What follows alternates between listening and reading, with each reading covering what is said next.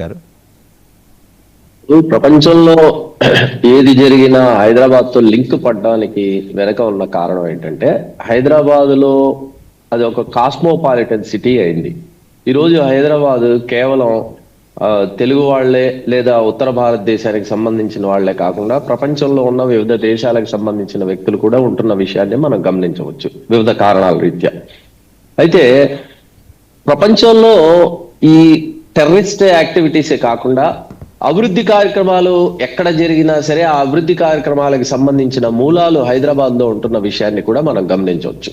అంటే ఇక్కడ ఏం జరుగుతుందంటే కేవలం టెర్రరిస్ట్ యాక్టివిటీస్ జరిగినప్పుడు మాత్రమే మూలాలు హైదరాబాద్ లో ఉన్నాయని చెప్పి మనం ఉలిక్కి పడుతున్నాం తప్పనిచ్చి ఈ మంచి సంఘటనలు జరిగినప్పుడు హైదరాబాద్ నుంచి వెళ్ళిన ఇక్కడున్న తెలుగు వాళ్ళు ఇక్కడున్న ఇండియా వాళ్ళు వివిధ దేశాలకు వెళ్ళి వివిధ సంస్థల్లో ఈ ప్రపంచం అభివృద్ధి చెందడం కోసం గాను ఏ కార్యక్రమాలు చేశారు అనేది మనం చూడకపోవటం వల్ల కేవలంగా ఈ టెర్రరిస్ట్ యాక్టివిటీస్ జరిగినప్పుడే మూలాలు హైదరాబాద్ లో ఉన్నాయని చెప్పేసి భావిస్తున్నాం. అది సరైన విషయం కాదని చెప్పేసి చూడొద్దంటారా? అయితే చూడొద్దంటారా? మూలాలు ఇక్కడ ఉన్నాయనే విషయం చూడొద్దంటారా?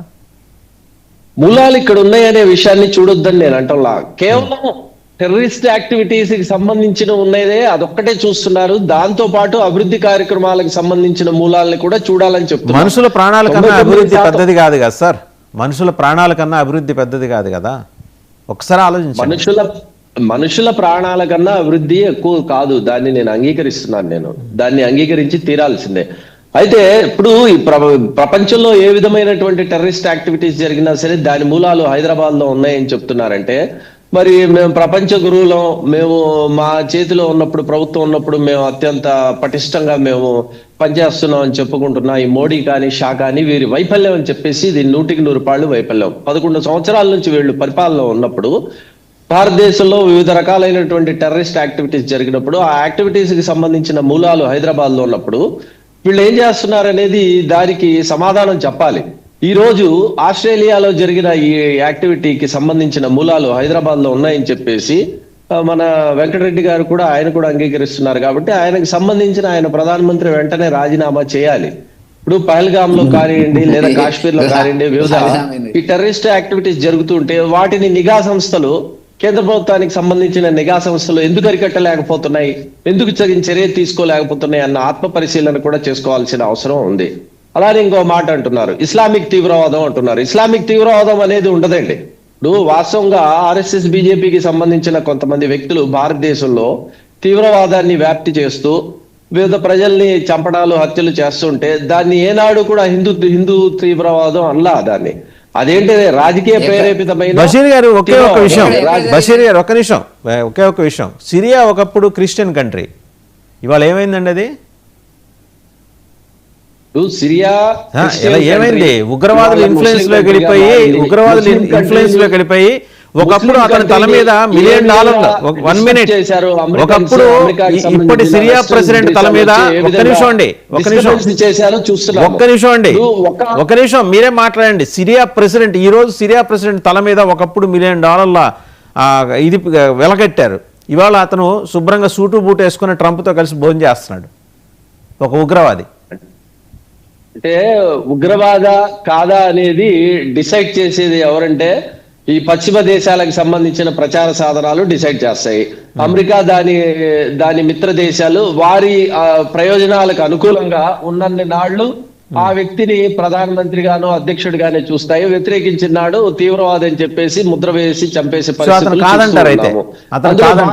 సిరియాకి సంబంధించిన ప్రస్తుతం ఉన్న అధ్యక్షుడిని గతంలో తీవ్రవాదం చెప్పేసి ఈ అమెరికాకి సంబంధించిన ఈ మిత్ర దేశాలు ముద్ర వేశాయి. ఈ రోజు వారికి సంబంధించిన పబ్బాన్ని అమెరికా మిత్ర దేశాలకు సంబంధించిన పబ్బాన్ని గడుపుకోవడం కోసం గాను అక్కడ ఉన్న అధ్యక్షుడు అవసరమయ్యాడు కాబట్టి ఆయన పక్కన కూర్చోబెట్టుకుని ట్రంప్ విందులు ఇస్తున్న విషయాన్ని కూడా చూడొచ్చు. ఇది ద్వంద్వ వైఖరిని మనం గమనిస్తున్నాం. ఈ రోజు ప్రపంచవ్యాప్తంగా టెర్రరిస్ట్ కి సంబంధించిన ఈ చర్యలు ఎక్కువగా జరుగుతున్నాయంటే దానికి కారణం ఏంటంటే మెయిన్ గా మనం చూసేటట్టయితే కనుక దాని వెనుక ఆర్థిక మూలాలు లేదా అమెరికా దాని ఈ మిత్ర దేశాలకు సంబంధించిన ఆర్థిక ప్రయోజనాలే మనం ఎక్కువగా గమనిస్తున్నాం. ఈ రోజు 16 మందిని టెర్రరిస్ట్ 16 మంది యూదుల్ని ఆస్ట్రియాలో చంపిన దాన్ని మనం తీవ్రంగా ఖండించి తీరాల్సిందే. దాన్ని కాదంటానికి లేదు. కానీ కార్యకారణ సంబంధాలు కూడా చూడాలి కదా.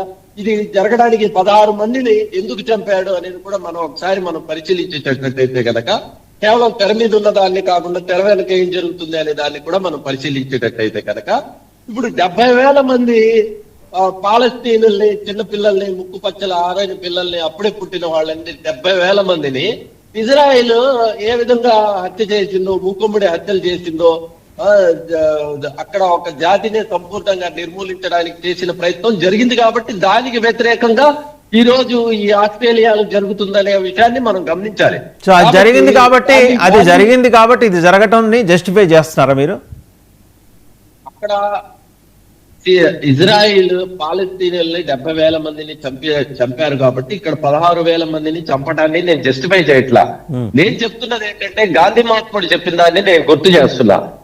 హింసకు ఉన్న అతి పెద్ద బలహీనత ఏంటంటే అది అంతకన్నా ఎక్కువ హింసకి లోపడుతుందంట.